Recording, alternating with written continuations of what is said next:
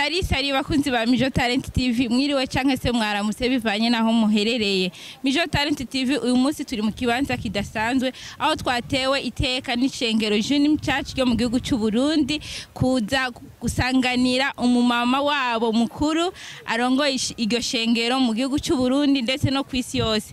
Uyu munsi mukanya gatoya cyane mugomba mumubone ashika ku kibuga c'indege ca Bujumbura. Murabona abantu turi kumwe bose barashajije bafise urwandiko rwanditseko welcome our mama pastor. Baramuhaye ikaze mu gihugu cy'u Burundi. Na Mijo Talent TV turamwakiriye. Ibikurikira muraza kubyibonera mugira amahoro. Mukomeze kudukurikira kuko mukanya tugiye kubona ibirori bidasanzwe byo kwakira uwo mama wacu mu gihugu cy'u Burundi.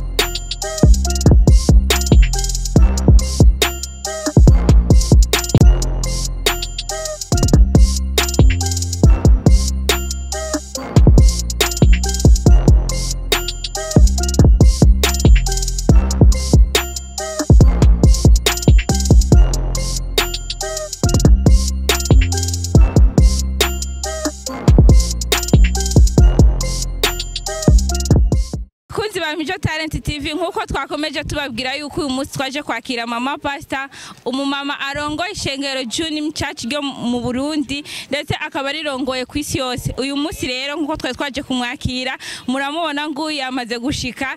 Umunezero ni mwinshi ku bakristo bari ngaha, umunezero ni mwinshi kuri represent arongoye ishengero mu gihugu cy'u Burundi. Baranezerewe cyane. Mama turaguhaye ikaze mu gihugu cy'u Burundi. Welcome mama Burundi. Welcome.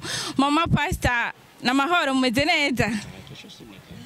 잘 있었습니다. 많이 보고 싶었어요. ameze neza kandi ngo yarabakumbuye cyane. Mama pastor avuga ururimi rw'igikoreya muraza kumumviriza. Umusiguzi we turi kumwe ngaha araza kubasigurira kugira mukomeze kumviriza ibyo ashobora kutubwira. Turaza kubaza hama umusiguzi wiwe nawe araza kubasigurira. Mama pastor twagomba tukubaze urishimiye kubana natwe no munsi mu gihugu cy'u Burundi? Emboka shimnika. Very happy. Mama pastor ngo araryohewe kubuno munsi Imana imushikanya mu gihugu cy'u Burundi. Mama pastor birakorohera gukora bino bikorwa by'ishengero tubona uri umumama kandi ufise umuryango bimeze gute hamwe nawe n'umuryango gukora bino bikorwa? 이렇게 하시는 다양한 이런 일들이 있을 건데 혹시 이런 하나님 섬기는 건 있는데 혹시 어려움이 없는지? 괜찮은지. 부룬디 사람들이 너무 저를 환영해주고 하나님의 일을 잘할 수 있게끔 도와줘서 아무 문제 없이 너무 잘 되고 있습니다. nta kibazo yamagira kuko yaje abafise abana benshi Imana yamuhaye muri iki gihugu cy'u Burundi bamufasha gukora ivyo bikorwa rero bica vyoroha nta kibazo na kimwe agira biramworohera cyane. Mama Pastor twagomba tukubaze kandi mbega wishimiye gute uno munsi kugera mu gihugu cy'u Burundi ugasanga abakristo b'ishengero JOONIM CHURCH baje kukwakira bafise amashugwe bafise ifoto yawe baranezerewe wumva bavyakiriye gute?